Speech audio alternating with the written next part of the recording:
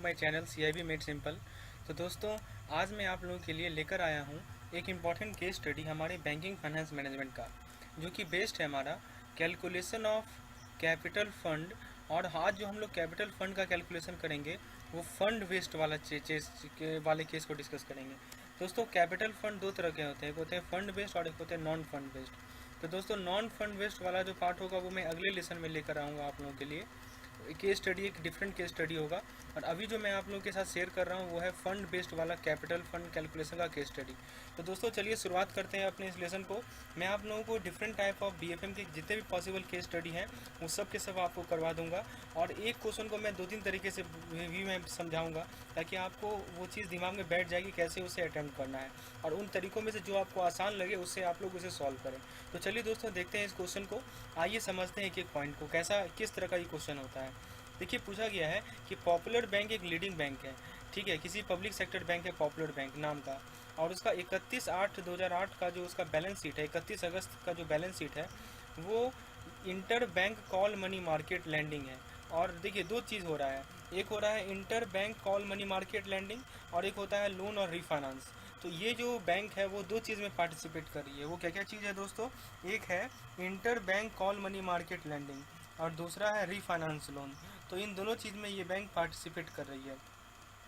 तो सबसे पहला जो केस हमें फर्स्ट नंबर दिया गया है उसमें बताया गया है कॉल मनी लैंडिंग ₹1100 करोड़ विच कंप्राइजेज। मतलब ये जो बैंक है वो 1100 करोड़ रुपया जो है कॉल मनी लैंडिंग में लगा रही है, ठीक है। और उस 1100 करोड़ का बाइफर्केशन हमें नीचे दिया गया है। देखिए, उस 1100 करोड़ में से 500 करोड़ रुपया जो है वो दूसरे पब्लिक सेक्टर बैंक को दी गई है, जिसका CRAR 10% है। फिर उसमें से 300 करोड़ रुपया जो है किसी प्राइवेट बैंक को दी गई है, जिसका CRAR 14% है। उसमें से 200 करोड़ रुपया किसी शेड्यूल बैंक को दी गई है, जिसका CRAR 8% है। उसमें 50 करोड़ रुपया किसी नॉन शेड्यूल बैंक को दी गई है, जिसका CRAR 15% है। 50 करोड़ और रुपया दूसरे नॉन शेड्यूल बैंक को दी गई है, जिसका CRAR 5.5% है। तो दोस्तों, ये बाइफर्केशन हमें क्वेश्चन में दी गई है। इसके लिए आपको चिंता नहीं करना ये कहाँ से आया, ये आपको क्वेश्चन में दी जाएगी। चलिए, ये तो था हमारा कॉल मनी वाला लैंडिंग। अब देखते हैं ये जो हमारी पॉपुलर बैंक है वो लोन या रिफाइनेंस जो दूसरे बैंक को दे रही है वो उसका किस तरह से बाइफर्केशन हो रहा है। देखिए, 300 करोड़ रुपया वो किसी शेड्यूल बैंक को दे रही है, जिसका CRAR 5.5% है। 200 करोड़ रुपया वो नॉन शेड्यूल बैंक को दे रही है, जिसका CRAR जो है 15% है। 100 करोड़ रुपया वो किसी नॉन शेड्यूल बैंक को दे रही है, जिसका CRAR 8.5% है। तो अब देखिए, ये तो था हमारा डाटा वाला पार्ट, जो कि डाटा हमें क्वेश्चन से दी गई है। अब आते हैं क्वेश्चन में क्या पूछा गया है, what will be the amount of capital fund required. तो दोस्तों, पहला जो क्वेश्चन पूछा गया है वो है कैपिटल फंड कितनी होगी, ठीक है। इस पर्पज़ के लिए कैपिटल फंड कितनी होगी वो हमसे पूछा गया है। चलिए, ये तो समझ में आ गया।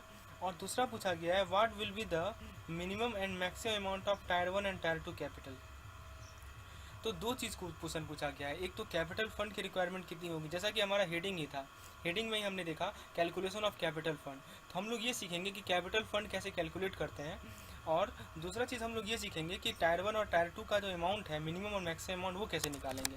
तो दोस्तों, इस चैप्टर से आप लोग 3 इंपॉर्टेंट चीज़ सीखने वाले हैं, तो अंत तक बने रहिए, आपको मैं अच्छे से सिखा दूंगा, ताकि इस तरह का क्वेश्चन यदि आप कभी फेस करें तो उसे आप आसानी से सॉल्व कर पाएँ। तो देखिए दोस्तों, यहाँ पे कुछ RBI की गाइडलाइंस है वो हमें फॉलो करनी है। वो देखिए क्या कहता है, वो ये कहता है कि जो बैंक पे जो क्लेम है, ठीक है, जो भी बैंक हमारे भारत में है या कोई भी फॉरेन बैंक है, उन पे जो क्लेम है उनका रिस्क वेट इस तरह कैलकुलेट किया जाएगा। देखिए उसका नियम क्या है। देखिए, कोई भी शेड्यूल बैंक यदि है, ठीक है, और उनका मिनिमम CRAR, ध्यान दीजिएगा दोस्तों, मिनिमम वर्ड यहाँ लिखा हुआ है। मिनिमम का मतलब क्या हुआ कि उनका CRAR यदि 9% हो या 9 से ज़्यादा हो, तब उनका जो रिस्क वेट होगा वो 20% होगा। दोस्तों, ये रिस्क वेट आपको क्वेश्चन में दिया रहेगा, इसके लिए आपको निश्चिंत रहना है, ठीक है। तो फ्रेंड्स, यहाँ पे बताया गया है किसी भी शेड्यूल बैंक के लिए CRAR का जिसका CRAR 9% से ज़्यादा है या 9% है, उसका रिस्क वेट कितना होगा दोस्तों? 20%।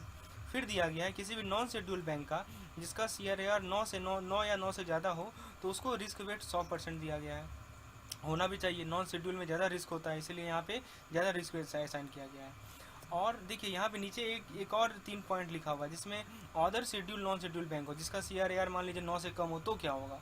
तो देखिए, यदि 6 से 9 के बीच में है और कोई शेड्यूल बैंक है तो 50%, और 6 से 9 के बीच में और नॉन शेड्यूल बैंक है तो 150%। उसी तरह देखिए, 3 से 6 के बीच में है, शेड्यूल बैंक है तो 100%, और 3 से 6 के बीच में नॉन शेड्यूल बैंक है तो 250%, और फाइनली 0 से 3 के बीच में CRAR है और कोई शेड्यूल बैंक है तो 150%, और कोई यदि नॉन शेड्यूल बैंक है तो वो 350%। तो दोस्तों ये डाटा हमें क्वेश्चन में दी गई है। अब हमें जो क्वेश्चन पूछा गया था वो फिर से देख ले। हमें क्वेश्चन पूछा गया था कैपिटल फंड बताना था हमें, और मिनिमम टायर 1 और मैक्सिमम टायर 2 कैपिटल बताना था। आइए इसे सॉल्व करते हैं। तो फ्रेंड्स उम्मीद है आपको क्वेश्चन समझ में आ गया होगा। तो फ्रेंड्स आप देखिए, हमको जो डाटा दी गई है उसको हम लोग यूज़ करते हैं। तो सबसे पहले हम लोग कॉल मनी लैंडिंग की बात करते हैं दोस्तों। तो पहले हम लोग क्या निकालेंगे, फर्स्ट स्टेप हमारा होगा रिस्क वेट निकालना। ठीक है, जो डाटा दी गई है उसके बेसिस पे हम लोग रिस्क वेट को कैलकुलेट करेंगे। So first we will deal with call money lending. तो ये जो हमारी पॉपुलर बैंक है वो जो दूसरे बैंकों को कॉल मनी मार्केट में लैंडिंग दे रही है उसका रिस्क वेट कैसे निकालेंगे। तो सबसे पहले आ जाइए यहाँ पे दोस्तों, पहला 500 करोड़ है और उसका CRAR कितना है 10%। तो कौन सा नियम लगेगा दोस्तों, तो ये वाला नियम लगेगा। देखिए 9 से ज़्यादा है ना तो 20% इसका रिस्क वेट होगा। तो हम लोग 500 का 20% निकालेंगे। देखिए यहाँ पे मैंने निकाला है 500 का 20% कितना हो जाएगा, 100 करोड़ हो जाएगा। चलिए ये तो पहला केस था। अब दूसरा केस में क्या हुआ, दूसरा केस में इसने लैंड किया 300 करोड़ किसी प्राइवेट बैंक में। प्राइवेट भी एक तरह का शेड्यूल बैंक ही है जिसका CRAR कितना है 14%। तो उसके लिए भी वही नियम लगेगा। ठीक है, यहाँ देखिए उसके लिए कितना ये रिस्क वेट होगा 20%, 300 करोड़ का यानी कि 60 करोड़। चलिए तीसरा जो केस था हमारा उसमें था 200 crore to schedule bank having CRAR of 8%। तो ये 9 से तो कम है, तो 9 से यदि कम है तो कौन सा नियम लगेगा दोस्तों, यहाँ पे ये वाला नियम लगेगा CRAR ऑफ 6 to 9 और शेड्यूल बैंक। तो कितना परसेंट है रिस्क वेट 50%। तो देखिए हमने 200 करोड़ का 50% निकाला यानी कितना निकला 100 करोड़ निकला। उसके बाद जो हमारा D नंबर केस था उसमें क्या था, 50 करोड़ दिया गया नॉन शेड्यूल बैंक को और CRAR कितना है 15%। तो 15% तो 9 से ज़्यादा है। ठीक है, और नॉन शेड्यूल बैंक है तो नॉन शेड्यूल बैंक में कितना होता है 15% से ज़्यादा केस में 100% रिस्क वेट होता है। तो इसीलिए हम लोगों ने 50 करोड़ का 100% निकाला। और फाइनल जो केस था हमारा E नंबर क्वेश्चन उसमें था कि 50 करोड़ किसी अदर नॉन शेड्यूल बैंक को दिया गया है जिसका CRAR 5.5% है। तो फिर से ये वाला केस देखिए दोस्तों, 5.5, 3 और 6 के बीच में लाई करेगा, और यदि नॉन शेड्यूल बैंक है तो 250% निकालेंगे। तो 250% किसका निकाले हम लोग 50 करोड़ का, यानी कि कितना आ गया 125 करोड़। तो फ्रेंड्स ये हम लोगों ने इंडिविजुअली हर एक केस का रिस्क वेट निकाला। अब टोटल रिस्क वेट यदि निकालना होगा तो क्या करेंगे, सभी को ऐड कर लेंगे, 100 + 60 + 100 + 50 + 125 यानी कि कितना हो जाएगा 435 करोड़ हो जाएगा। तो इस प्रकार से हम लोगों ने total amount of risk wait निकाल लिया कॉल मनी लैंडिंग के लिए। उम्मीद है इसका कंसेप्ट आपको क्लियर हो गया होगा। अब देखिए ये जो पॉपुलर बैंक थी ये कॉल मनी के अलावा और कहाँ पैसा लगाई थी, ये लोन भी की थी या रिफाइनेंस भी की थी अदर बैंक को। तो आइए अब हम लोग लोन और रिफाइनेंस का रिस्क वेट को कैलकुलेट करते हैं। तो दोस्तों देखिए लोन वाला जो केस है उसमें देखते हैं, पहला 300 करोड़ दी किसी शेड्यूल बैंक को और CRAR कितना है 5.5% है।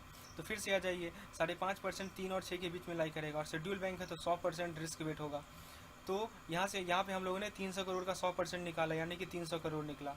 फिर उसके बाद दूसरा जो लैंडिंग की है लोन दी है वो 200 करोड़ दी है किसी नॉन शेड्यूल बैंक को, और CRAR कितना है 15%। तो फिर से आ जाइए यहाँ पे नॉन शेड्यूल बैंक है, रिस्क 9 से ज़्यादा है तो 100% रिस्क वेट होगा। तो हम लोग क्या करेंगे, हम लोग यहाँ पे 200 करोड़ का 100% निकालेंगे। और जो फाइनल केस है हमारा उसमें बताइए, देखिए 100 करोड़ दी गई है नॉन शेड्यूल बैंक को, CRAR है 8.5%। तो फिर से ये वाला केस देखिए 6 से 9 के बीच में नॉन शेड्यूल बैंक का जो रिस्क वेट है वो है 150%। तो 150% हम लोग निकालेंगे 100 करोड़ का यानी कि 150 करोड़। तो फ्रेंड्स उसी तरह ये इंडिविजुअली हम लोगों ने लोन ऑन फाइनेंस का रिस्क वेट निकाला, और टोटल रिस्क वेट निकालने के लिए इन तीनों को ऐड कर लेंगे यानी कि 300 + 200 + 150 यानी कि 650। तो इस प्रकार से हम लोगों ने कॉल मनी लैंडिंग का रिस्क वेट निकाला 435 करोड़ और लोन और रिफाइनेंस का रिस्क वेट निकाला 650 करोड़। तो टोटल रिस्क वेट कितना निकला दोस्तों 435 + 650 यानी कि 1085 करोड़। तो चलिए उम्मीद है यहाँ तक तो आपको क्लियर हो गया होगा कि कैसे मैंने टोटल रिस्क वेट को निकाला 1085 करोड़। अब दोस्तों हमें ध्यान रखना है कि जो हमारा CRAR होता है capital to risk weight ratio जो होता है दोस्तों वो 9% होता है, आइडियली माना गया है। तो आपको तो पता होगा दोस्तों CAR का फॉर्मूला, कैपिटल एडिक्वेसी रेशियो का फॉर्मूला वो क्या होता है, टोटल कैपिटल रिक्वायरमेंट बाई नीचे में डिनोमिनेटर में रिस्क वेट लिखते हैं। तो टोटल कैपिटल निकालने का क्या फॉर्मूला होगा, हम लोग क्या करेंगे CAR यानी कि कैपिटल एडिक्वेसी रेशियो को हम लोग मल्टीप्लाई कर देंगे रिस्क वेट से। तो हम लोगों ने 1085 करोड़ रिस्क वेट निकाला और उसे हमें किसे मल्टीप्लाई करेंगे 9% से मल्टीप्लाई करेंगे। तो हमें कितना मिलेगा 97.65 करोड़ मिलेगा टोटल कैपिटल रिक्वायरमेंट की। तो देखा दोस्तों आप लोगों ने कितने आसान तरीके से हम लोगों ने कैपिटल फंड को निकाल लिया। तो आपको ध्यान ये इस बात का रखना है कि सबसे पहले आपको रिस्क वेट को निकालना आना चाहिए, और जो डाटा दी गई है उससे आप लोग आसानी से रिस्क वेट को निकाल सकते हैं। चलिए, ये तो था हमारा कैपिटल फंड की रिक्वायरमेंट का कैलकुलेशन। अब दूसरा जो हमें पूछा गया था वो टायर 1 पूछा गया था।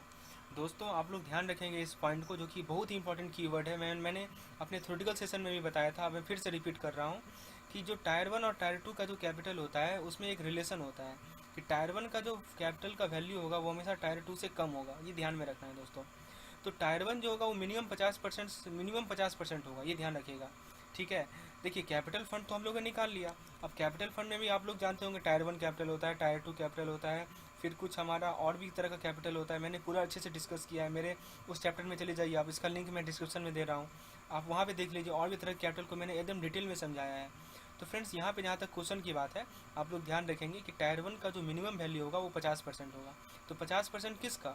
50% टोटल कैपिटल का, यानी कि 97.65 का आप लोग 50% यदि निकालेंगे तो आपको मिलेगा 48.825 करोड़।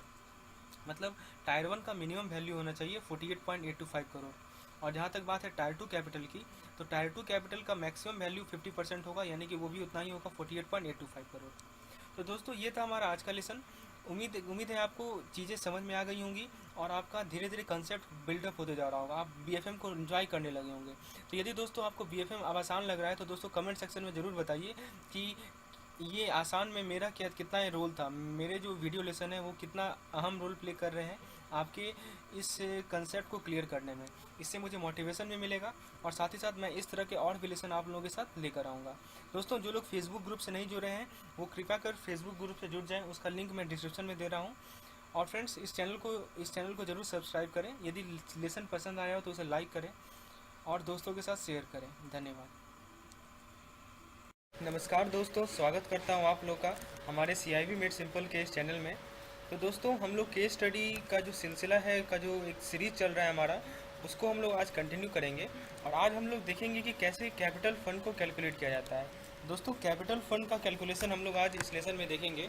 और देखिए इसका जो पिछला लेसन था इसमें मैंने आप लोगों को समझाया था कि कैपिटल फंड में दो तरह के केस होते हैं, एक होते हैं हमारे फंड बेस्ड और एक होते हैं हमारे नॉन फंड बेस्ड।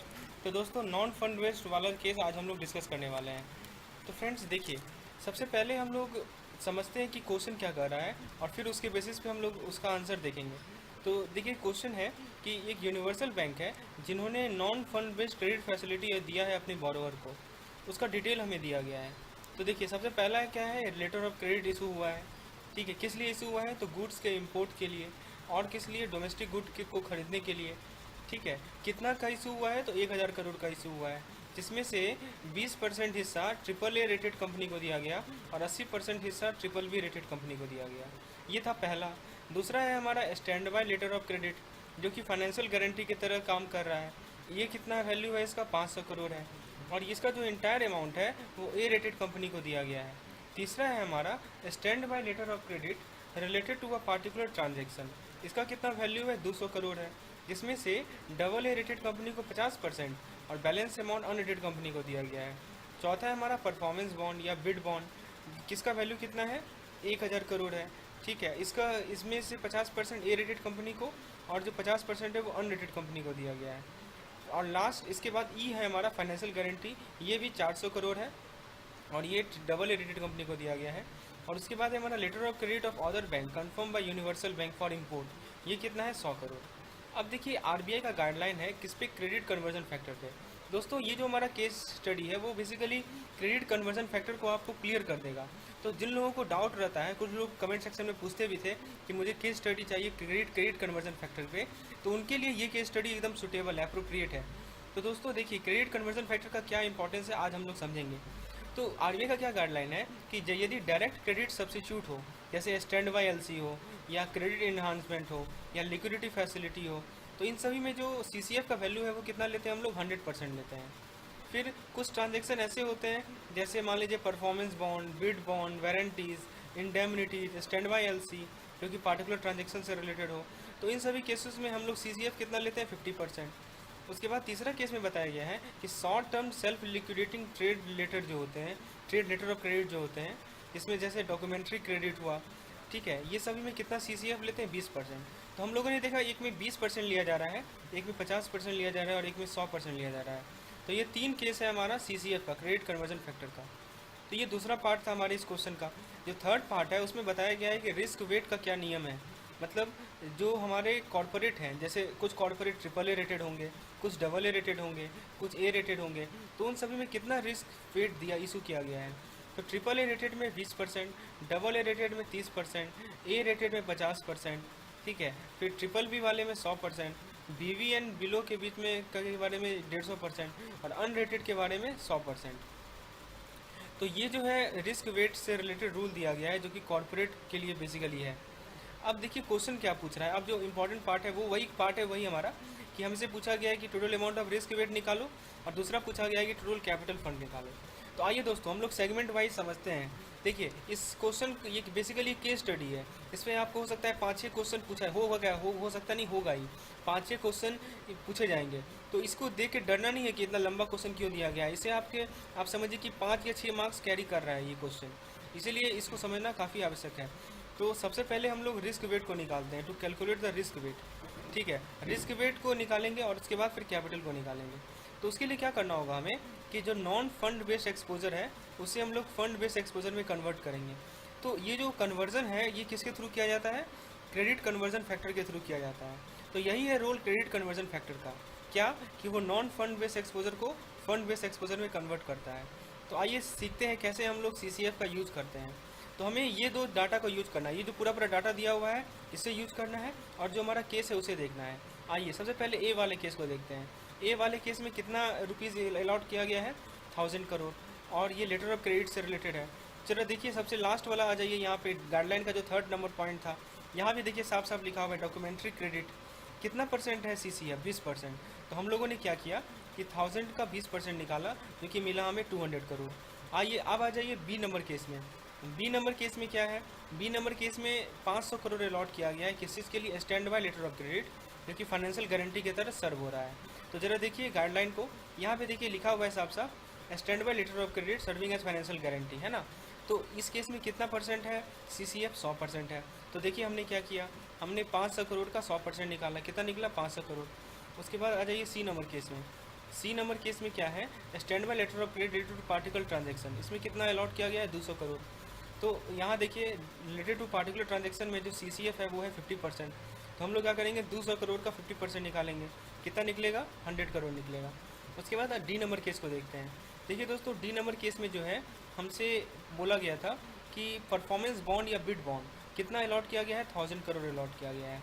तो परफॉर्मेंस बॉन्ड और बिड बॉन्ड किस वाले केस में है, देखिए यहाँ पे दूसरा नंबर केस में है परफॉर्मेंस बॉन्ड या बिड बॉन्ड, इसमें कितना CCF है 50%। तो हम लोग क्या करेंगे D नंबर केस में कि 1000 करोड़ का 50% निकालेंगे, जो कि हो जाएगा हमारा 500 करोड़। उसके बाद हमारा जो 5वां केस था जिसमें क्या कहा गया था कि फाइनेंशियल गारंटी, तो फाइनेंशियल गारंटी हमारा फर्स्ट वाले केस में आएगा, ठीक है दोस्तों। तो फाइनेंशियल गारंटी में हम लोगों ने 100% CCF लिया, तो 400 करोड़ का 100% हो जाएगा 400 करोड़। और लास्ट जो केस है हमारा उसमें कहा गया है F नंबर जो केस है, letter of credit of other bank confirm by universal bank for import, ठीक है दोस्तों। तो इसमें कितना हम लोग लेंगे, 20% लेंगे, तो इसका कितना आ जाएगा 20 करोड़। तो अब देखिए ये जो 200 करोड़ आया, ये 500 करोड़ आया, ये 100 करोड़ आया, ये भी 500 करोड़ आया, ये सब क्या है, ये सब है हमारा फंडेड एक्सपोजर में हमने कन्वर्ट किया। अब आगे का जो कैलकुलेशन होगा वो इन्हीं सब के बेसिस पे होगा, 200, 500, 100, इन्हीं सब के बेसिस पे आगे का कैलकुलेशन किया जाएगा। तो अब हम लोग आते हैं अपने क्वेश्चन के अपने आंसर के सेकंड पार्ट में, जिसमें हम लोग जो क्रेडिट एक्सपोजर ऊपर निकाले हैं उन सभी पे रिस्क वेट को कैलकुलेट करते हैं। आइए देखते हैं कैसे कैलकुलेट किया जाएगा। सबसे पहले हम लोग स्टार्ट करते हैं 200 करोड़ से। तो बताइए 200 करोड़ को कहाँ कहाँ इन्वेस्ट किया गया है। तो पहले इन्वेस्ट किया गया है 20% इन्वेस्ट किया गया है AAA रेटेड कंपनी को, और 80% इन्वेस्ट किया गया है BBB रेटेड कंपनी को। तो ज़रा बताइए AAA रेटेड कंपनी का रिस्क वेट कितना है, 20%, और BBB रेटेड का रिस्क वेट कितना है, 100%। तो सबसे पहले क्या करते हैं कि इस 200 करोड़ को 2 भाग में बांटते हैं, एक भाग है 20% और एक भाग है 80%। तो 200 करोड़ का 20% कितना होगा दोस्तों, 40 करोड़ होगा, और 80% कितना होगा, 160 करोड़ होगा। अब देखिए ये जो 20% है वो किस कंपनी को दिया गया, वो दिया गया AAA रेटेड कंपनी को। और AAA रेटेड कंपनी का रिस्क वेट कितना था, AAA रेटेड कंपनी का रिस्क वेट हम लोगों ने देखा 20% था। तो हम लोग क्या करेंगे, इस 40 करोड़ का 20% निकालेंगे, जो कि हमें मिलेगा 8 करोड़। तो ये रिस्क वेट हम लोगों ने निकाल लिया। अब जो बाकी बचा हिस्सा था 80%, वो किसे दिया गया था? ट्रिपल बी वाले को। और ट्रिपल बी का जो था रिस्क वेट कितना था? 100%। यानी कि हम लोग 160 करोड़ का 100% निकालेंगे, हमें मिलेगा 108 करोड़, 160 करोड़। तो इस प्रकार से हम लोगों ने पहले केस का रिस्क वेट निकाला। आते हैं बी नंबर केस में।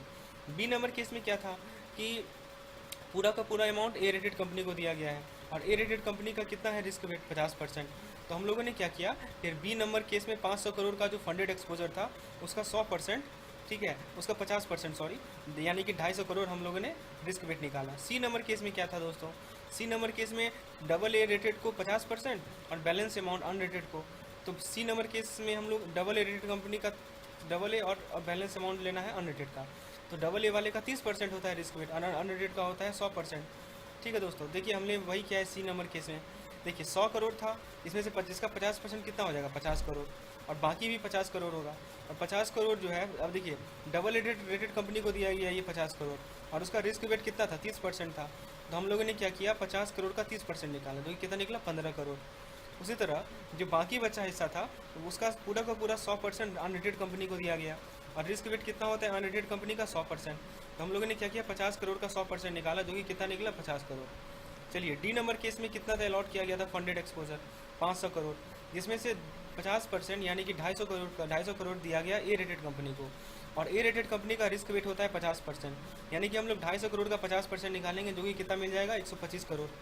उसी तरह जो बैलेंस अमाउंट था 50 करोड़ हमारा, वो किसे दिया गया? वो दिया गया अनरेटेड कंपनी को, और अनरेटेड कंपनी का रिस्क वेट था 100%। तो हम लोगों ने 250 करोड़ का 100% निकाला, कितना मिला हमें? 250 करोड़ मिला। जो लास्ट केस था हमारा, लास्ट नहीं, ई नंबर केस एक और है। ई नंबर केस में देखिए यहाँ पे लिखा गया है, ई नंबर केस में आइए देख लेते हैं। ई नंबर केस में क्या दिया हुआ है कि जो फाइनेंशियल गारंटी है उसको पूरा ए कंपनी को दिया गया। तो फाइनेंशियल गारंटी कितना था हमारा? 400 करोड़ था। तो 400 करोड़ का हम लोग और ए कंपनी का रिस्क वेट कितना होता है? 30%। तो 400 करोड़ का हम लोग 30% निकालेंगे, यानी कि 120 करोड़।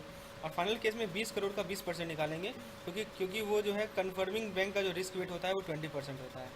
तो इंडिविजुअली हम लोगों ने सभी केसों का रिस्क वेट निकाल लिया। अब क्या करना है, हमें सभी को ऐड कर लेना है, यानी 8 + 160 + 250 + 15 प्लस जो सबको जोड़ेंगे तो कितना मिलेगा हमें? 982 करोड़। तो ये जो 982 करोड़ है ये क्या है दोस्तों? ये है हमारा total amount of risk weight asset. अब रिस्क वेट हम लोगों ने टोटल अमाउंट निकाल लिया। हमसे एक और क्वेश्चन में पूछा गया था पार्ट कि कैपिटल भी निकालना है। तो कैपिटल कैसे निकालते हैं? तो रिस्क वेट को हम लोग CAR से, यानी कि कैपिटल एडिक्वेसी रेशियो से मल्टीप्लाई कर लेंगे, और कैपिटल एडिक्वेसी रेशियो का आइडियल वैल्यू कितना होता है? 9%। तो हम लोग क्या करेंगे, 982 का 9% निकालेंगे, जो कि मिल जाएगा 88.38 करोड़। तो इस प्रकार से हमारा जो क्वेश्चन का आंसर है वो है 982 करोड़, और एक है 88.38 करोड़। तो ये था हमारा आज का लेसन। आज की केस स्टडी में मैंने आप लोगों को समझाया कि नॉन फंड बेस्ड एक्सपोजर का कैपिटल कैलकुलेशन कैसे करते हैं। आप लोगों ने सीखा कि CCF को कैसे यूज किया जाता है, CCF का क्या पर्पज़ होता है। तो दोस्तों यदि ये लेसन आपको पसंद आया हो तो इसे लाइक ज़रूर करें, और भी लोगों को इस चैनल से जोड़ें। अब हम लोग 2000 सब्सक्राइबर के नज़दीक है, तो ट्राई करें कि जल्दी से जल्दी इस माइलस्टोन को रीच करें, और भी लोगों को जोड़ें, ताकि हमारा ये जो माइलस्टोन है वो जल्दी से जल्दी पहुँच जाए। फ्रेंड्स, इसी तरह मैं और भी केस स्टडी आप लोगों के लिए लाऊंगा। आप लोग बने रहें। कमेंट सेक्शन में अपना जो वैल्यूएबल कमेंट है वो ज़रूर डालें, जिससे मुझे मोटिवेशन मिलता है आप लोगों के लिए और ऐसा वीडियो लाने के लिए। धन्यवाद। So very most welcome to our channel CIB made simple. तो दोस्तों आज हम लोग डिस्कस करेंगे BFM का जो एक इम्पॉर्टेंट टॉपिक है, जिसे हम लोग रेटिंग प्रॉब्लम कहते हैं। दोस्तों रेटिंग प्रॉब्लम का जो पेपर जो बेस्ड केस स्टडी होता है उसे आज हम लोग डिस्कस कर रहे हैं। तो फ्रेंड्स, जो लोग रेटिंग प्रॉब्लम का थ्योरेटिकल एस्पेक्ट नहीं अभी तक देखे हैं तो उनके लिए मैं यहाँ पे एक टॉप राइट कॉर्नर में एक लिंक दे रहा हूँ। वहाँ पे पहले जाके इस जो भी केस स्टडी हम लोग आज डिस्कस करने वाले हैं उसका थ्योरेटिकल एस्पेक्ट को पहले एक बार देख लीजिए। तो थ्योरेटिकल एस्पेक्ट आप लोगों को देखा रहेगा, तब आपको ये चीज़ क्लियर हो जाएगी और अच्छे से समझ में आएगी जो केस स्टडी हम लोग आज डिस्कस करने वाले हैं। और दोस्तों इससे श्योर शॉर्ट 5 मार्क्स क्वेश्चन आप सिक्योर कर पाते हैं यदि आप इस चीज़ों को समझ पा रहे हैं, जो कि मैं अगले 10 से 15 मिनट में आप लोगों को समझाने वाला हूँ। तो दोस्तों ध्यान से सुनिए इस लेसन को और अंत तक बने रहिए, तब आपका ये कंसेप्ट पूरी अच्छे तरीके से क्लियर हो जाएगा। और जितना मैं प्रैक्टिस करा रहा हूँ इस पार्टिकुलर सेशन में वो मोर देन सफिशिएंट है रेटिंग प्रॉब्लम से रिलेटेड। तो चलिए दोस्तों शुरुआत करते हैं अपने इस लेसन को और समझते हैं, देखते हैं कि rating problem based case study किस तरह के होते हैं और उन्हें कैसे हमें अटेम्प्ट करना चाहिए।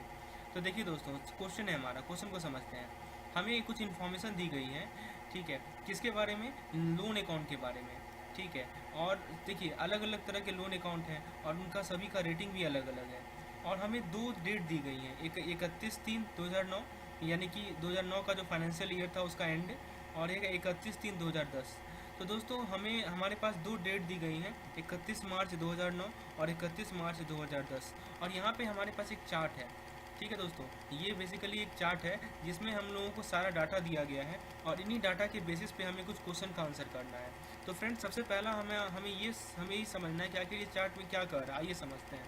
देखिए अभी मैंने बताया था ना कि लोन का रेटिंग अलग अलग किया गया है। तो देखिए यहाँ रेटिंग है, AAA रेटिंग दिया गया है किसी लोन को, AA+ रेटिंग दिया गया है, AA दिया गया है, A+ दिया गया है, A दिया गया है, BBB दिया गया है, C दिया गया है और कुछ डिफ़ॉल्ट हो गया।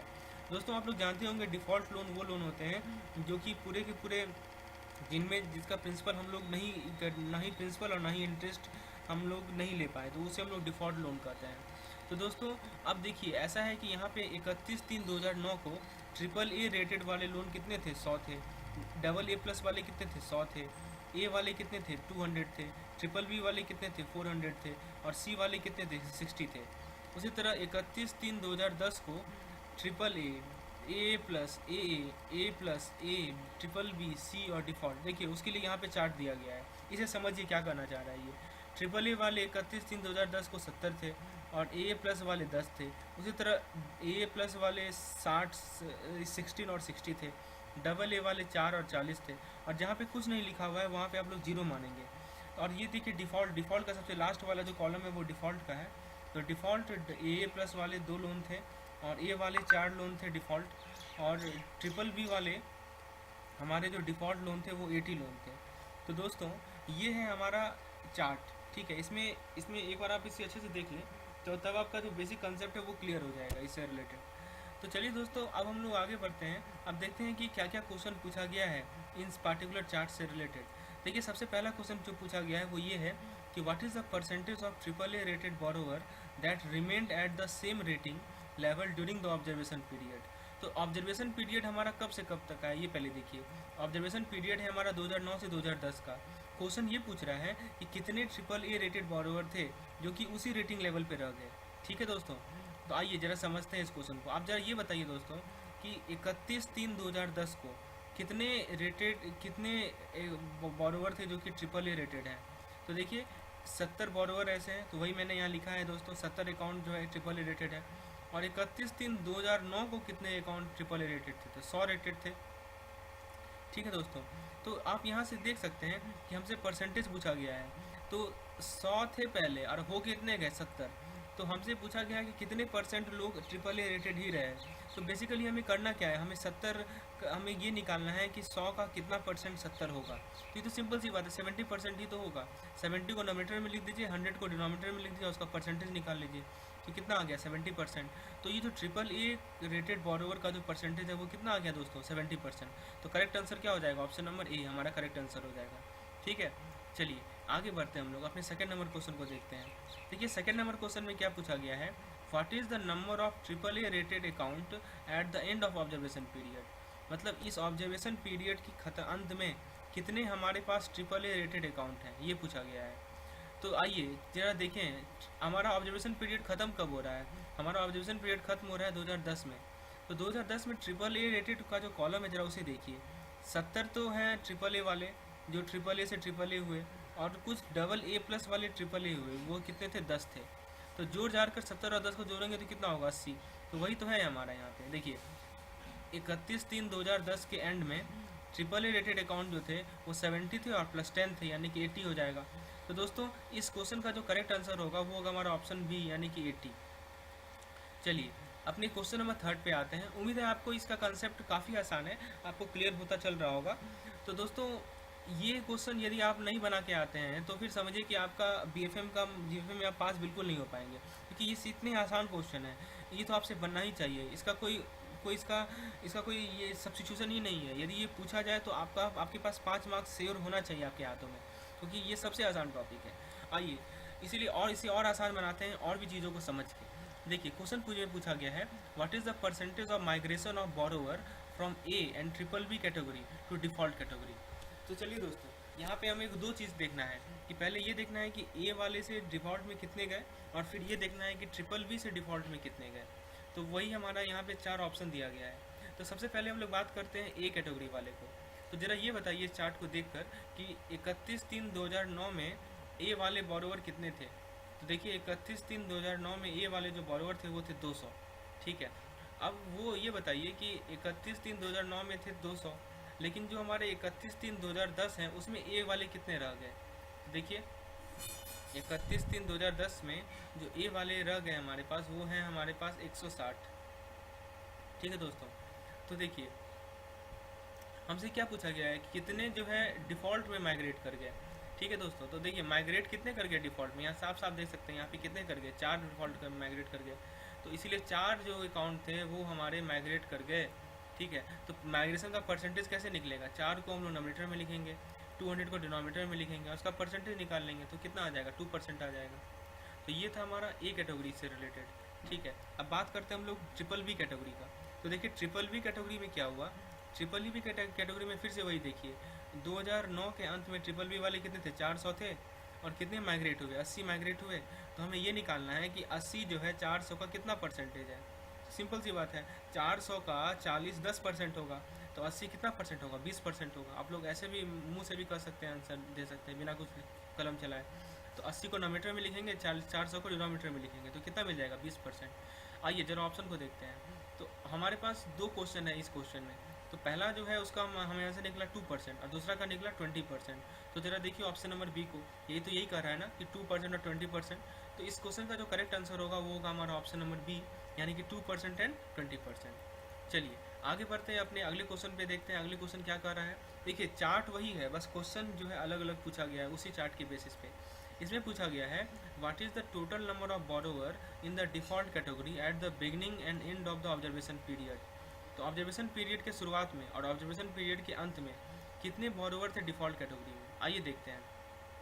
तो दोस्तों ऑब्जर्वेशन पीरियड हमारा कब से कब तक का है, 31/3/2009 से 31/3/2010 का है।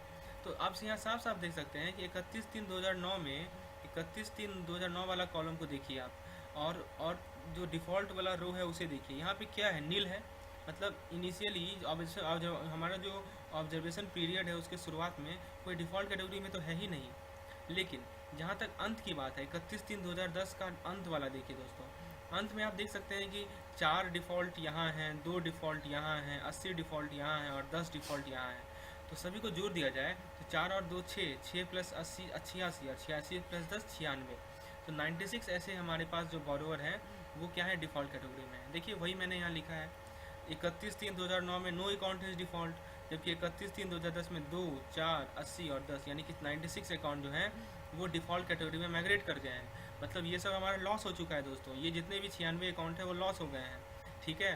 तो दोस्तों आप जरा ऑप्शन को देखिए, पहला कह रहा है नील या 80। तो देखिए हमारा जो करेक्ट आंसर होगा वो ऑप्शन नंबर बी होगा, क्योंकि पहले केस में नील है और दूसरे सॉरी बी नहीं सी होगा, ठीक है, सी और नंबर करेक्ट है। पहले केस में नील है और दूसरे केस में 96 है। चलिए ये था हमारा। अब हम लोग आगे बढ़ते हैं अपने अगले क्वेश्चन में। अगले क्वेश्चन में पूछा गया है calculate the percentage for migration of A plus account to A category account. तो देखिए पूछा गया है कि कितने A plus account A category account में माइग्रेट हुए। तो सिंपल सी बात है, फिर से चार्ट पे आ जाइए। चार्ट में जरा रो वाला देखिए, ए वाले हमसे क्या पूछा गया है, ए प्लस कितने ए बने, यही तो पूछा गया है। तो ए प्लस वाले कितने हैं ज़रा देखिए, ए प्लस वाले हमारे कितने हैं, हमारे ए प्लस वाले थे 100, ठीक है। अच्छा, और हमसे क्या पूछा गया है कि 100 में से कितने लोग ए में आ गए। तो 14 लोग आ गए, यहाँ देख सकते हैं 14 लोग यहाँ हैं। तो 100 में से 14 जो बोरोवर थे वो हमारे ए कैटेगरी में आ गए। तो दोस्तों हमें क्या पूछा गया है, हमसे ये पूछा गया है कि 14 100 का कितना परसेंट है। तो हमें क्या करें, कैसे निकालेंगे इसे, सिंपल सी बात है, 14 को नोमिनेटर में लिखिए, 100 को डिनोमिनेटर में लिखिए और परसेंटेज निकाल लीजिए। तो कितना आंसर हो जाएगा, 14% इसका करेक्ट आंसर हो जाएगा। ओके, लास्ट क्वेश्चन को देखते हैं हम लोग। लास्ट क्वेश्चन में देखिए क्या पूछा गया है कि what is the percentage of A category account that were upgraded to A plus category. मतलब ए वाले कितने ए कैटेगरी के कितने अकाउंट होल्डर थे जो कि ए प्लस कैटेगरी में तब्दील हो गए, में अपग्रेड हो गए। तो देखिए ए, पहले हम लोग ये देखते हैं चार्ट में कि ए वाले कितने थे, ठीक है। तो देखिए 31/3/2009 में ए वाले 200 अकाउंट होल्डर थे, ठीक है। और उसमें से 20 जो लोग हैं, 20 जो अकाउंट होल्डर हैं वो A+ वाले में अपग्रेड हो गए। ठीक है, तो वही चीज़ मैंने यहाँ पे लिखा है कि 200 account is in A category while 20 account is upgrade to A+ category. तो दोस्तों आप यहाँ देख सकते हैं कि A कैटेगरी वाले जो A+ में अपग्रेड हुए हैं वो हुए हैं हमारे 10%। तो फ्रेंड्स ये था हमारा रेटिंग माइग्रेशन पे बेस्ड केस स्टडी। कैसा लगा आपको लेसन जरूर कमेंट सेक्शन में बताएं। इससे ज़्यादा कुछ पढ़ने की आवश्यकता नहीं है इस पार्टिकुलर टॉपिक में। यदि आप ये कुछ परसेंटेज का बेसिक चीज़ जान रहे हैं और चार्ट को रीड करना जान रहे हैं तो आप आसानी से सॉल्व कर पाएंगे। बेसिकली ये जो क्वेश्चन है वो डाटा इंटरप्रिटेशन टाइप ही है। डाटा दी गई है, उसे आपको इंटरप्रेट करना है और क्वेश्चन को ध्यान से पढ़ना है कि ये पूछ क्या रहा है। तो दोस्तों यदि आपको ये लेसन पसंद आया हो तो लेसन को लाइक ज़रूर करें, चैनल को सब्सक्राइब करें और दोस्तों के साथ इसे शेयर करें। धन्यवाद। का हमारे CIB मेड सिंपल के इस चैनल में। तो दोस्तों जैसा कि आप लोगों ने मेरे पिछले चैनल पे रिस्पांस दिया था, कुछ लोगों ने कमेंट किया था कि उन्हें नेट इंटरेस्ट इनकम पे जो केस स्टडी आती है जो कि हमारे AVM का एक पार्ट होता है उनमें उसे सॉल्व करने में प्रॉब्लम होती है दोस्तों। तो फ्रेंड्स आज मैं आप लोगों के लिए नेट इंटरेस्ट इनकम काफ़ी आसान कर दूंगा। बस आपको मेरे साथ बने रहना है इस लेसन के अंत तक। आप ये श्योर शॉट मान के चलें कि आप आने वाले यदि कोई भी क्वेश्चन होगा नेट इंटरेस्ट इनकम पे या एसेट लायबिलिटी पे, आप उसे श्योरली सॉल्व कर पाएंगे यदि मेरे बातों को सही से समझें और इसे नोट करते चले। तो दोस्तों चलिए शुरुआत करते हैं अपने आज के लेसन को जो कि बेस्ड है हमारा एसेट एंड लायबिलिटी पे। चलिए दोस्तों, तो जिन लोगों को इसका थ्योरी पार्ट समझना है, जिन लोगों को इसका थ्योरी पार्ट समझना है वो लोग क्या करेंगे कि यहाँ पे टॉप लेफ्ट कॉर्नर में एक लिंक मिलेगा जिस पे क्लिक करके वो मेरे थ्योरी पार्ट पे जा सकते हैं। एक बार थ्योरेटिकल एस्पेक्ट को समझ लें तो ये न्यूमेरिकल एस्पेक्ट और अच्छे से क्लियर हो जाएगा। तो फ्रेंड्स मैं आप लोगों को अर्ज करूँगा कि वो लिंक को जरूर जाके एक बार देखें ताकि उसका थ्योरेटिकल एस्पेक्ट जो ये सब चीज़ है उसको मैंने डिटेल में समझाया है वो सब क्लियर हो जाएगा। आइए दोस्तों, आज का जो टॉपिक है उसमें हम लोग ये समझेंगे कि इंटरेस्ट रेट का में जो चेंज होती है, चेंज मतलब कि बढ़ भी सकता है घट भी सकता है, यानी कि वेरिएशन। तो जो इंटरेस्ट रेट में वेरिएशन होती है उसका क्या इफेक्ट होता है।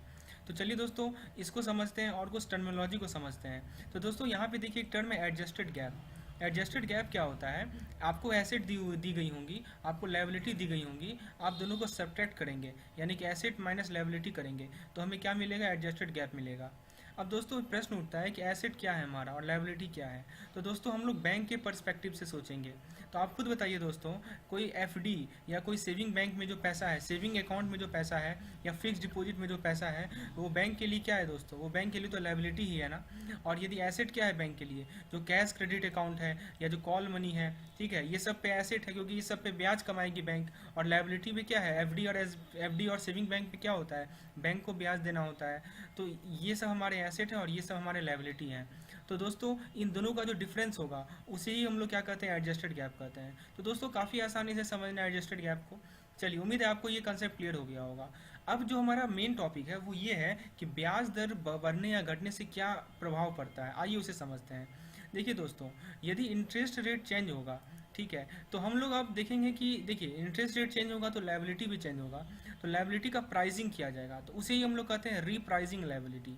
ठीक है दोस्तों, तो लायबिलिटी चेंज हो जाएगा, हमारा लायबिलिटी का जो वैल्यू है वो चेंज हो जाएगा यदि ब्याज दर बढ़ेगा तो या घटेगा तो जो नया लायबिलिटी बना उसे हम लोग क्या कहते हैं, रीप्राइजिंग लायबिलिटी। तो दोस्तों अब हमें ये जानना है कि वो रीप्राइजिंग लायबिलिटी कैसे कैलकुलेट किया जाए। तो उसके लिए देखिए दोस्तों हमारे पास एक फॉर्मूला है। देखिए चूंकि लायबिलिटी है तो सेविंग बैंक होगा और FD होगा।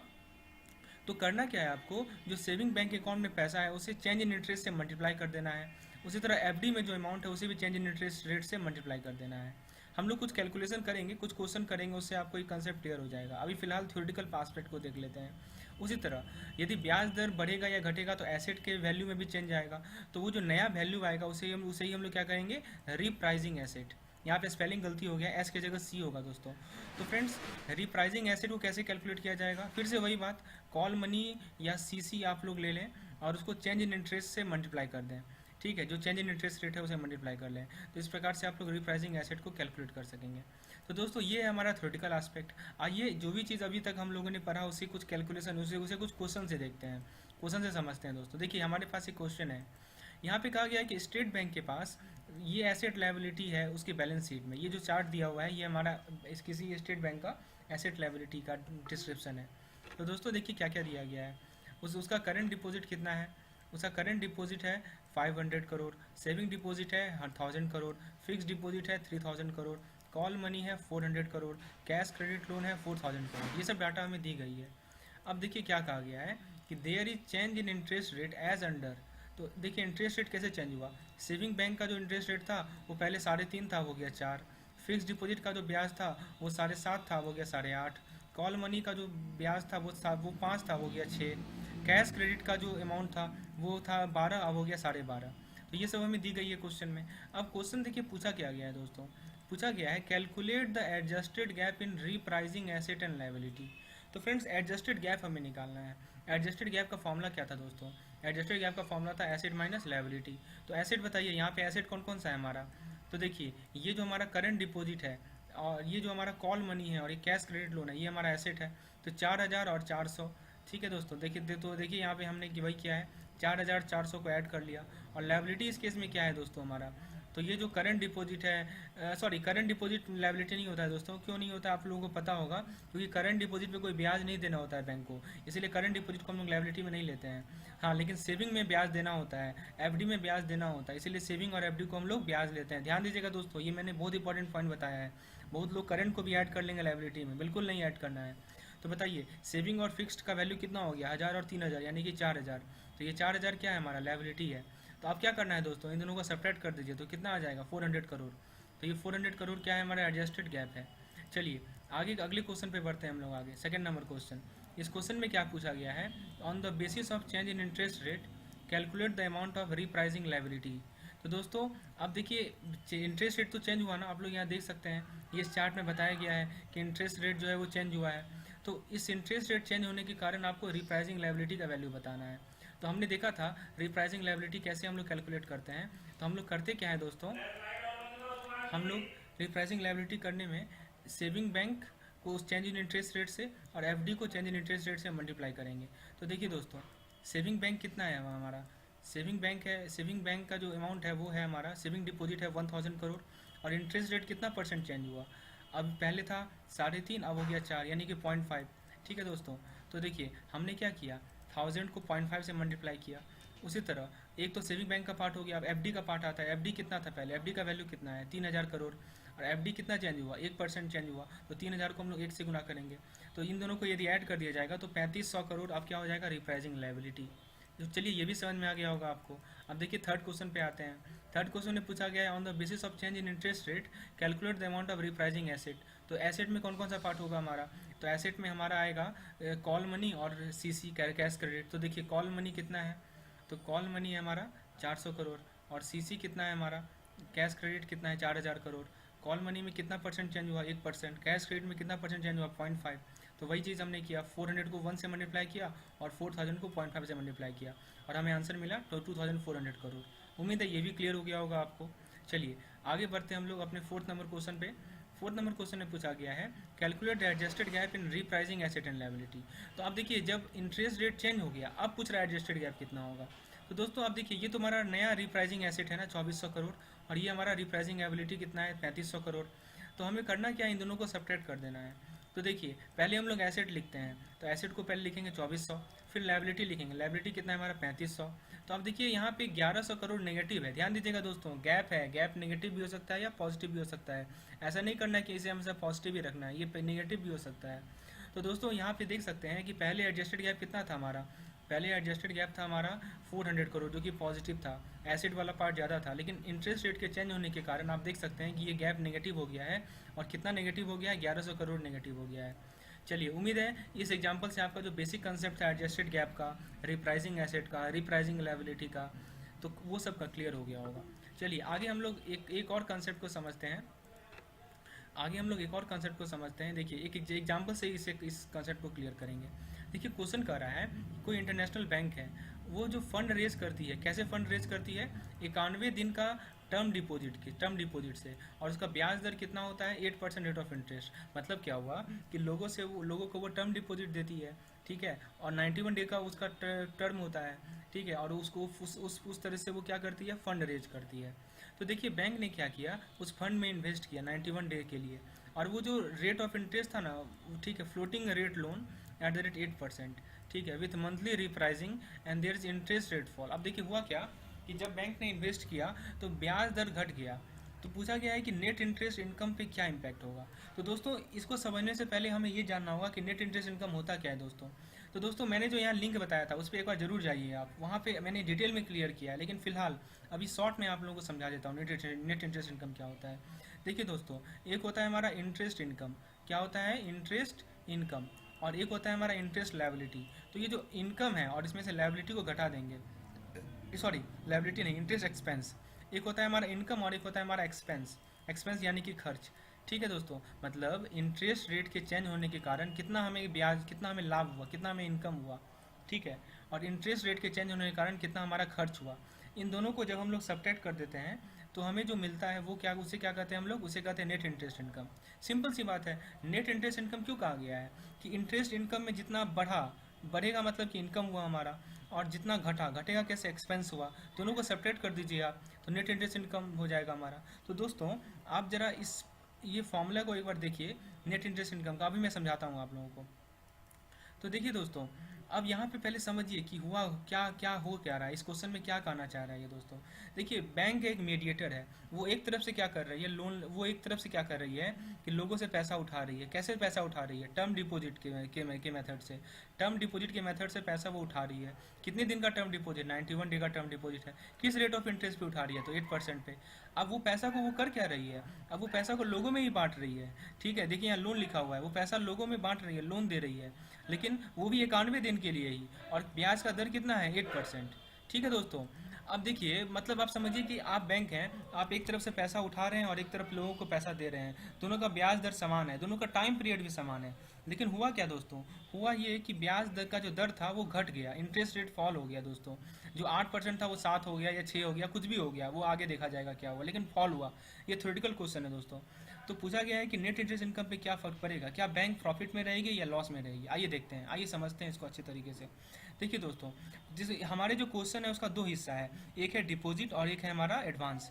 तो यहाँ पे पहले डिपॉजिट की बात करते हैं। तो डिपॉजिट कितना है? 91 डेज। ठीक है, हाँ। अब देखिए ये जो है, अब देखिए यहाँ पे चीज़ों को समझना है।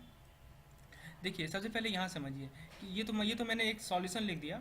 ठीक है, बैंक क्या कर रही है? 91 डेज के फ्लोटिंग रेट ऑफ इंटरेस्ट पे इन्वेस्ट कर रही है at the rate 8% with monthly repricing. तो इस केस में क्या होगा?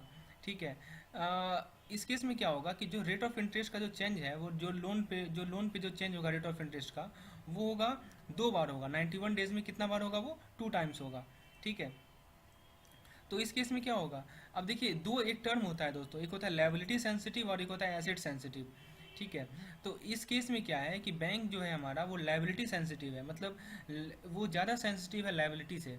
ठीक है, और तो इस केस में यदि ब्याज दर घटेगा, इफ़ इंटरेस्ट रेट डिक्रीजेज, तो इंटरेस्ट इनकम क्या होगा? इंटरेस्ट इनकम भी घटेगा, क्योंकि लायबिलिटी वाला पोर्शन हमारा ज़्यादा है।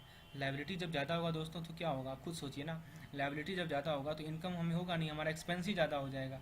ठीक है, आप खुद सोचिए कि नेट इंटरेस्ट इनकम यदि घटेगा तो नेट इंटरेस्ट इनकम भी क्या होगा? घटेगा ही।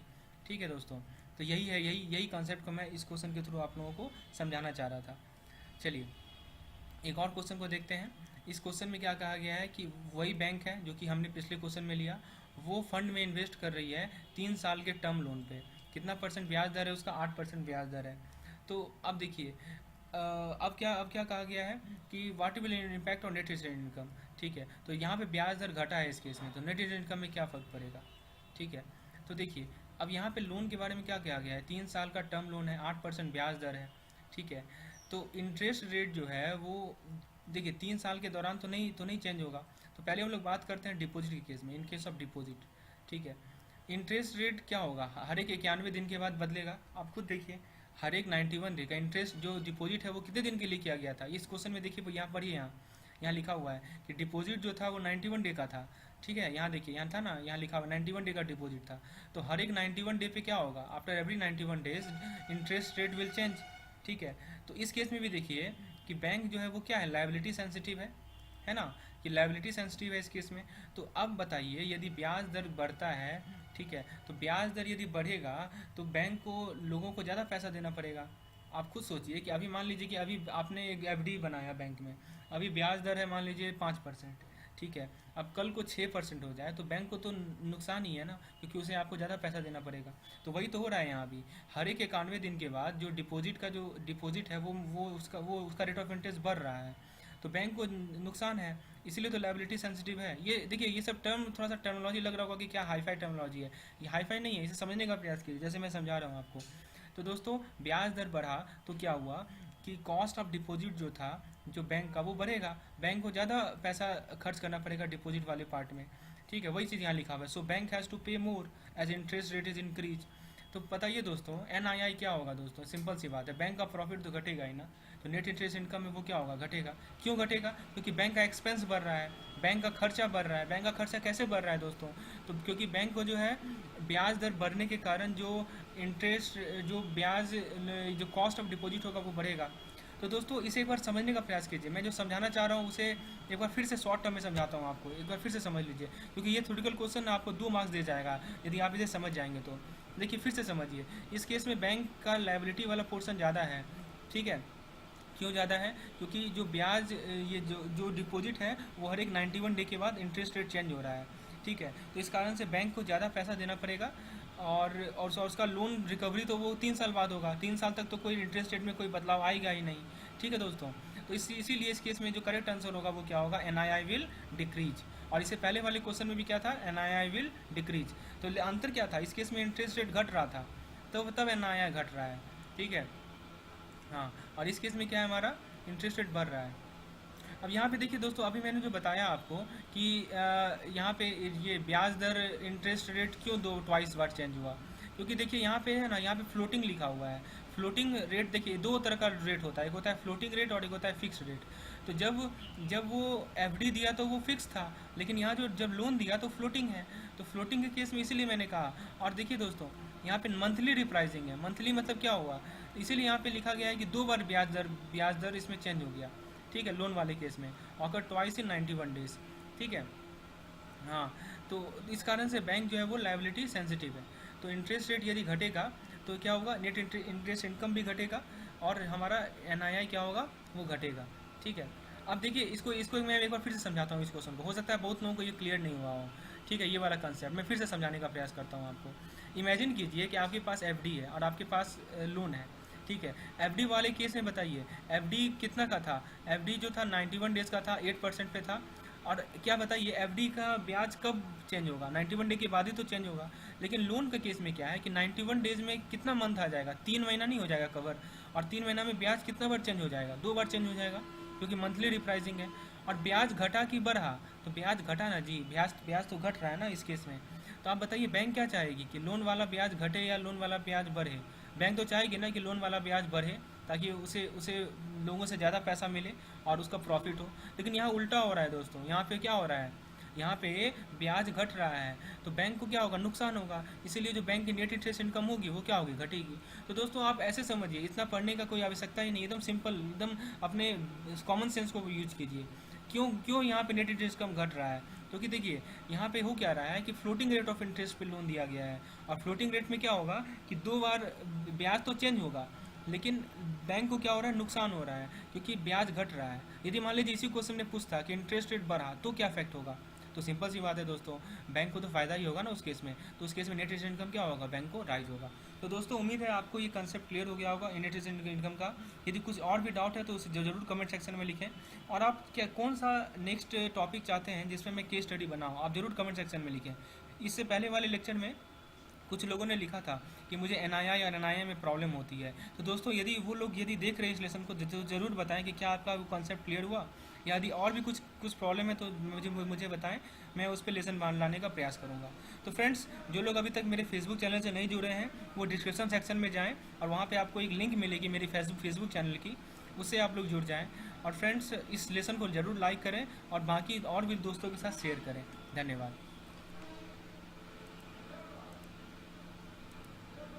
आप लोगों का हमारे CIB मेड सिंपल के इस चैनल में।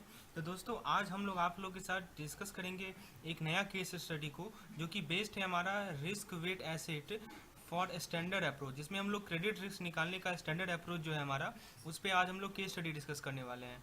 तो दोस्तों आज हम लोग सीखेंगे ये इस चैप्टर का मैं पहले भी थ्योरेटिकल एस्पेक्ट आप लोगों के साथ शेयर कर चुका हूँ, जिसका लिंक आपको यहाँ टॉप राइट कॉर्नर में मिल जाएगा। तो पहले आप जाके उसे एक बार देख लें ताकि आपको उसका थ्योरेटिकल चीज़ क्लियर होगा। तो आप और यदि वो क्लियर होगा तभी आप लोग इसके न्यूमेरिकल को सॉल्व कर पाएंगे। तो आज हम लोग देखने वाले हैं कि क्रेडिट रिस्क का जो स्टैंडर्ड अप्रोच है, स्टैंडर्ड अप्रोच के जरिए कैसे हम लोग रिस्क वेट एसेट को निकालते हैं। तो फ्रेंड्स मैं आप लोगों के साथ एक माइंड मैप शेयर करने वाला हूँ। ये माइंड मैप आपको कहीं नहीं मिलेगा, बेसिकली ये मैंने खुद से प्रिपेयर किया है ये माइंड मैप। तो फ्रेंड्स ये माइंड मैप आप एक बार देखें जिससे आपको सब कुछ याद हो जाएगा अच्छे तरीके से। तो पहले देखिए है क्या कि हमारे पास अलग अलग तरह के लोन होते हैं, जैसा कि आपको पता ही होगा, सब स्टैंडर्ड, डॉटफुल, सिक्योर्ड। सब स्टैंडर्ड के अंदर दो पार्ट आते हैं, सिक्योर्ड अनसिक्योर्ड। फिर डॉटफुल के अंदर सिक्योर्ड है, सभी के अंदर सिक्योर्ड अनसिक्योर्ड आते हैं। तो सभी के लिए कुछ प्रोविजनिंग किया गया है। तो दोस्तों इस चार्ट को आप ध्यान से देखें तो आपको सब क्लियर हो जाएगा। देखिए सब स्टैंडर्ड सिक्योर्ड के लिए 15% प्रोविजनिंग, सब स्टैंडर्ड अनसिक्योर्ड के लिए 25% प्रोविजनिंग। फिर डॉटफुल में जो तीन कैटेगरी हैं, DF1, DF2, DF3। DF1 में 25 और 100 का प्रोविजनिंग है, DF2 में 40 और 100 का प्रोविजनिंग है, और DF3 में चाहे वो सिक्योर्ड हो चाहे अनसिक्योर्ड हो 100% प्रोविजनिंग है। तो दोस्तों इसे आप 2-3 बार देखें तो आपको ये जो चार्ट है, ये जो डायग्राम है, आपको याद हो जाएगा और ये काफ़ी इंपॉर्टेंट रोल प्ले करेगा अपने आगे आने वाले क्वेश्चन में। तो फ्रेंड्स आपको ये ध्यान रखना है और एक और जो डायग्राम है वो ध्यान रखना है। ये देखिए दोस्तों, ये भी आप लोगों को ध्यान रखना है कि देखिए प्रोविजनिंग जो हम लोगों ने ऊपर वाले चार्ट से निकाला, अब उस बेसिस पे हम लोग रिस्क वेट कैसे निकालेंगे। देखिए सबसे पहले क्या करना है आपको कि इस चार्ट में देखना है कि किस तरह का लोन है, सब स्टैंडर्ड सिक्योर्ड है या सब स्टैंडर्ड अनसिक्योर्ड है या डॉटफुल में किस तरह का है। यदि आपको ये पता चल गया कि हाँ इस तरह का लोन है, तो उसमें आप लोग ये देखेंगे कितना % प्रोविजनिंग करना है मुझे। अब आपको ये पता चल गया कि हाँ इतना % प्रोविजनिंग करना है मुझे, अब आप इस नंबर लाइन का प्रयोग कीजिए। इस नंबर लाइन में देखिए यहाँ पे 20% है, यहाँ पे 50% है। तो इस नंबर लाइन में क्या बताया गया है कि 20% से कम वाला जो एरिया है उसमें 150% का रिस्क वेट है, और 20 से 50% के बीच का जो एरिया है उसमें 100% का रिस्क वेट है, और 50% से ज़्यादा का जो एरिया है उसमें 50% का रिस्क वेट है। सिंपल सी बात है, जिसमें ज़्यादा प्रोविजनिंग करेंगे उसमें रिस्क वेट तो कम होगा ही ना। तो इस तरह आप लोग इसे याद कर सकते हैं। तो दोस्तों ये जो नंबर लाइन है ये भी मैं खुद से प्रिपेयर किया हूँ आप लोगों के लिए, जिससे आप लोगों को आसानी से दिमाग में ये बैठ जाए। तो ये दो चार्ट आपको बस ध्यान में रखना है। आइए अब इसके अलावा कुछ और इम्पोर्टेंट पॉइंट है वो देख लेते हैं हम लोग। ये एक तरह का शॉर्ट समरी मैं आप लोगों के साथ शेयर कर रहा हूँ। तो जो लोग इसको डिटेल में समझना चाहते हैं वो मेरे जो लिंक मैं डिस्क्रिप्शन में दे रहा हूँ उस पर जाके देख लें। तो देखिए जहाँ तक रिस्क वेट की बात है, तो यदि हाउसिंग लोन है 30 लाख से कम लोन वाले में 50% रिस्क वेट होता है, और 30 लाख से एवं वाले में 75% रिस्क वेट अलॉट करते हैं। और जितने भी रिटेल लोन हैं सभी के सभी में हम लोग 75% रिस्क वेट को अलॉट करते हैं। तो दोस्तों ये था हमारा डिस्क्रिप्शन, बेसिक डिस्क्रिप्शन, जिसके बेसिस पे अब हम लोग कुछ न्यूमेरिकल को अटेम्प्ट करते हैं। आइए केस स्टडी को देखते हैं। देखिए ये एक क्वेश्चन है, इसमें पूछा गया है कि किसी बैंक का बैलेंस शीट के बारे में हमें कुछ जानकारी दी गई है। Balance sheet of a bank provides the following information. आइए देखते हैं इन्फॉर्मेशन क्या क्या है। पहला इन्फॉर्मेशन है कि फिक्स एसेट हमें दी गई है 1000 करोड़। फिर दी गई है कि सेंट्रल गवर्नमेंट सिक्योरिटी में जो इन्वेस्टमेंट है वो दी गई है 10,000 करोड़। अब ये तो बेसिक चीज़ था। अब स्टैंडर्ड लोन के केस में दिया गया है कि हाउसिंग लोन लिया गया 6,000 करोड़ का, ठीक है, और हमने देखा ही है कि 10 लाख के नीचे जो है वो सिक्योर्ड है। उसके बाद रिटेल लोन जो है वो लिया गया है 4,000 करोड़ का, और अदर लोन जो है वो है 8,000 करोड़ का। तो ये डाटा हमें दी गई है। तो ये था स्टैंडर्ड लोन की कैटेगरी में। अब बात आती है सब स्टैंडर्ड सिक्योर्ड लोन, तो वो कितनी ली गई है, वो ली गई है 1,000 करोड़। फिर सब स्टैंडर्ड अनसिक्योर्ड लोन कितनी ली गई है, वो ली गई है 500 करोड़। तो ये सब डाटा आपको क्वेश्चन में दी रहेगी।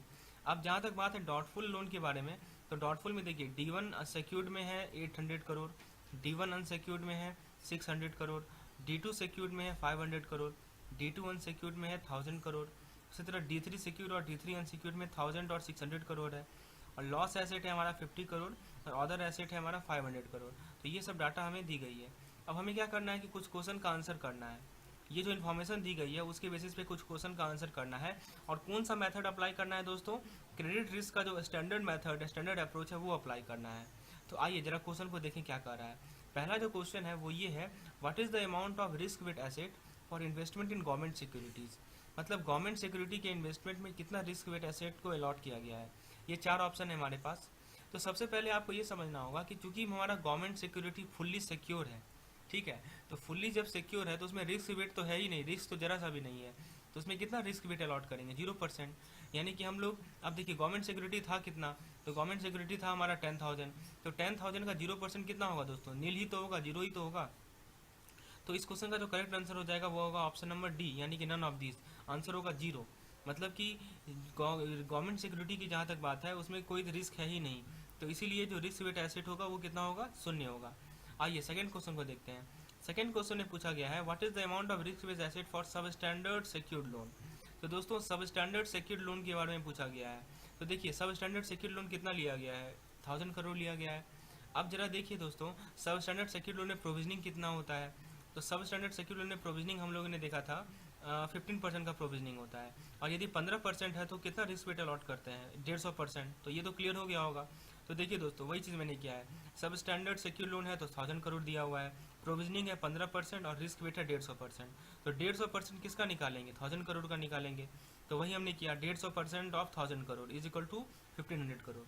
तो दोस्तों बस यही तो चीज़ है, यही समझना है आपको, इस दो चार्ट का, ये दो माइंड मैप है, इसको अच्छे से यूटिलाइज करना है आपको, और सभी के सभी आंसर को आप करेक्ट वे में, कम समय में ले आएंगे। आइए अपने क्वेश्चन नंबर थर्ड को देखते हैं। देखिए थर्ड के अंदर बहुत सारा सब पार्ट है। थर्ड में पूछा गया है, फिर से वही पूछा गया है, रिस्क वेट एसेट बताइए। तो किसके लिए बताना है, पहला बताना है सब स्टैंडर्ड अनसिक्योर्ड लोन के लिए। तो दोस्तों सब स्टैंडर्ड अनसिक्योर्ड लोन कितना है दोस्तों, 500 करोड़ है। ये हमें ऊपर जो डाटा दी गई थी उससे हमने यहाँ पे कलेक्ट किया है। तो 500 करोड़ है हमारा सब स्टैंडर्ड अनसिक्योर्ड लोन। तो फिर से आ जाइए इस वाले चार्ट में, देखिए यहाँ पे सब स्टैंडर्ड अनसिक्योर्ड में प्रोविजनिंग कितना होता है, 25% होता है। हमने प्रोविजनिंग पता कर लिया। अब इस नंबर लाइन पे आ जाइए, 25% यदि है तो 20 से तो ज़्यादा है ना दोस्तों, तो 20 से ज़्यादा है तो हम लोग कितना परसेंट रिस्क वेट अलॉट करेंगे, 100%। तो वही हमने यहाँ पे किया है, देखिए मैंने लिखा है प्रोविजनिंग है 25%, और जो रिस्क वेट होगा वो कितना होगा हमारा, वो होगा हमारा 100%। तो 100% किसका निकालेंगे, 500 करोड़ का। तो जो रिस्क वेट एसेट होगा वो हो जाएगा 100% ऑफ 500 करोड़, यानी कि 500 करोड़। उम्मीद है ये भी कंसेप्ट क्लियर हो गया होगा आपको। देखिए उसका सेकंड जो सब पार्ट है उसमें पूछा गया है कि D1 सिक्योर्ड का जो प्रोविजनिंग का जो रिस्क वेट अलॉट करना है वो बताइए। तो आइए फिर से देखते हैं इस चार्ट को, D1 सिक्योर्ड में बताइए, DF1 D1 एक ही चीज़ है, तो DF1 बोले या D1 बोले, दोनों डॉटफुल को ही रिप्रेजेंट कर रहा है। तो DF1 सिक्योर्ड में बताइए कितना परसेंट हमारा प्रोविजनिंग है, 25% है, और 25% में जो हमारा रिस्क वेट है वो कितना है, 100 है। ठीक है दोस्तों, तो फिर से वही बात, D1 सिक्योर्ड में जो लोन है उसका जो अमाउंट है वो है 800 करोड़, प्रोविजनिंग है 25% और रिस्क वेट है 100।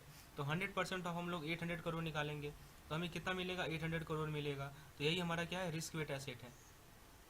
चलिए आगे बढ़ते हैं, हम लोग D1 अनसिक्योर्ड को देखते हैं कि आखिर D1 अनसिक्योर्ड वाले में हमारा कितना परसेंट प्रोविजनिंग होगा। तो फिर से इसमें इस चार्ट में आ जाइए, D1 अनसिक्योर्ड में हमारा 100% रिस्क वेट अलॉट है, 100% प्रोविजनिंग है, और यदि 100% प्रोविजनिंग है तो यहाँ पे देखिए दोस्तों, यहाँ पे D1 अनसिक्योर्ड में 100% प्रोविजनिंग है, तो 100% हमारा 50 से इधर आएगा ना, तो 50 से यदि इधर आएगा तो रिस्क वेट कितना अलॉट करेंगे, 50% अलॉट करेंगे। देखिए हमने वही किया है, प्रोविजनिंग 100% और रिस्क वेट है 50%, तो रिस्क वेट एसेट हो जाएगा 50% ऑफ 600 करोड़। ये 600 करोड़ कहाँ से आया, तो हमने जो ऊपर इन्फॉर्मेशन दिया हुआ है वहाँ से कलेक्ट किया है 600 करोड़ को। तो 50% ऑफ 600 करोड़ कितना हो जाएगा, 300 करोड़ हो जाएगा। अगला जो सब पार्ट है इस क्वेश्चन का, जो 4th नंबर सब पार्ट है, उसमें D2 सिक्योर्ड के बारे में पूछा गया है। तो फिर से देखिए D2 सिक्योर्ड के केस में हमारा प्रोविजनिंग कितना है, 40% है, और 40% जो है वो 20 और 50 के बीच में आता है, तो उसमें रिस्क वेट कितना अलॉट करना है, 100% करना है। तो फिर से देखिए D2 सिक्योर्ड का जो वैल्यू है, का जो लोन अमाउंट है वो है 500 करोड़, प्रोविजनिंग करना है हमें 40%, और रिस्क वेट है हमारा 100%। तो रिस्क वेट एसेट कितना हो जाएगा, 100% ऑफ 500 करोड़, यानी कि 500 करोड़। चलिए D2 अनसिक्योर्ड का बात करते हैं।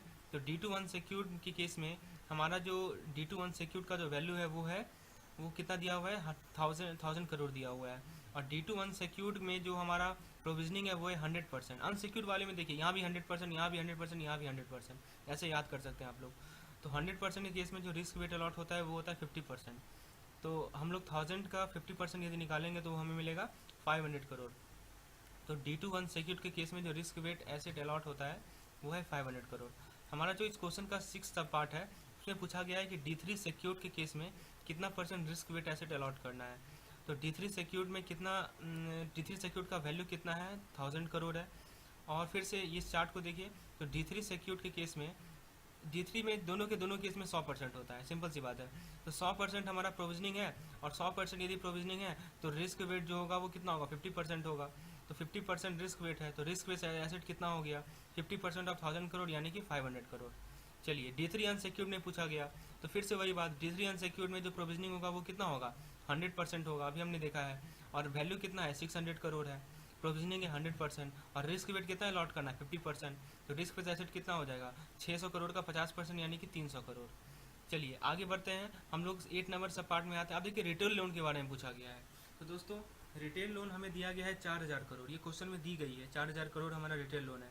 और इसमें जो रिस्क वेट एसेट अलॉट होता है वो होता है 75%। ठीक है, 75% हमारा रिस्क वेट एसेट अलॉट होता है। ये हमने यहाँ देखा था, आप देख सकते हैं। रिटेल लोन के केस में 75% हमारा रिस्क वेट होता है। इसके लिए ये डायरेक्ट रूल है, फंडा है, थंब रूल है, जिसे आप लोग ध्यान में रखेंगे। तो हमें क्या करना है, इस 400 करोड़ का 75% निकालना है। तो हमें कितना मिलेगा, 3000 करोड़, जो कि काफ़ी आसान है। अब लास्ट में जो पूछा गया है वो है हमारा हाउसिंग लोन। तो दोस्तों हाउसिंग लोन का वैल्यू हमने देखा था कितना था, 6000 करोड़ था। और हाउसिंग लोन के केस में मैंने आप लोगों को बताया था कि 50% हमारा रिस्क वेट एसेट होता है। ठीक है, तो और वहाँ पे एक और चीज़ लिखा हुआ था हाउसिंग लोन के केस में, आप देखिए यहाँ पे कि ये जो लोन हाउसिंग लोन है वो सिक्योर्ड है किसके बिलो, 10 लाख। तो 10 लाख के बिलो जो होगा हमारा कितना परसेंट प्रोविजनिंग होगा, 50% प्रोविजनिंग होगा। रिस्क वेट ऐसे 50% होगा। तो हम लोग 50% निकालेंगे 6000 करोड़ का, जो कि हमें मिल जाएगा 3000 करोड़। तो दोस्तों ये था हमारा आज का लेसन। मैंने आप लोगों के साथ जितने भी पॉसिबल केसेस थे सभी के सभी केसेस डिस्कस किए। उम्मीद है आपको कंसेप्ट क्लियर हो गया होगा कि कैसे हम लोग अलग अलग तरह के लोन को डील करते हैं, और कैसे हम लोग पहले प्रोविजनिंग निकालते हैं, और प्रोविजनिंग के बेसिस पे कैसे रिस्क वेट निकालते हैं। यही है हमारा standard method for credit risk calculation. हम लोग इससे बेसिकली रिस्क वेट को निकालना सीख रहे हैं दोस्तों, और उम्मीद है आप लोग सीख भी गए होंगे। तो फ्रेंड्स यदि आपको लेसन पसंद आया हो तो ज़रूर लाइक करें लेसन को, ताकि ये मुझे मोटिवेट करेगा कि हाँ मैं इस तरह का लेसन और भी आप लोगों के साथ लाऊं। और दोस्तों चैनल को सब्सक्राइब जरूर करें, और भी दोस्तों के साथ शेयर करें। ठीक है दोस्तों, धन्यवाद।